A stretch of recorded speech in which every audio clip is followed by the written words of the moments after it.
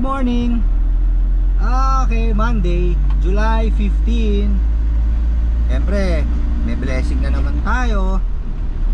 Kaya ako naman sinishare to, siyempre, yung hashtag natin. Every gising is a blessing. So, gumising ka pa lang, may blessing ka na. Tapos susundan pa ng kung ano man ang hanap buhay natin. We're always blessed. O, eto, ayan, sa likod ko. Kita ba? Ayan, baka kita. Pakita natin. So, ayan, meron tayong load. Dali lang ha. Oop! Ayan, 2017-2018 model yata ito na Harley Davidson Street 500.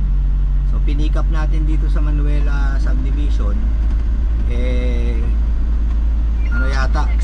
Kailangan i-program. So, syempre, kailangan dalhin yan sa mismong Harley Davidson. Kasi, dyan available yung kanilang computer, di ba? Para ma-scan yung motor nyo ng maayos, di ba? So, shout out Ma'am Donna, Tom, ng Wiltec Harley Davidson ng Cavite.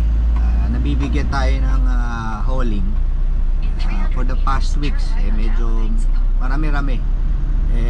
Ayaw naman natin sabihin na mas marami pa magpa-service, pero siyempre talaga naman ganyan yan. So, pagkakailangan nyo ng services, tawag dito, papunta sa Harley o saan mang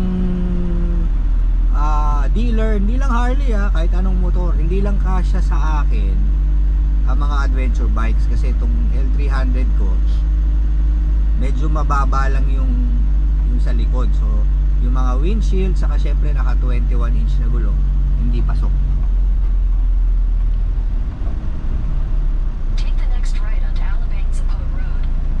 Pero yung mga kahit anong sports bike, ayan, Harley, kahit medyo mataas ang manibela, tutungo lang natin ng konti. KTM, Yamaha, kahit ano, scooters, pwede natin i-haul yan.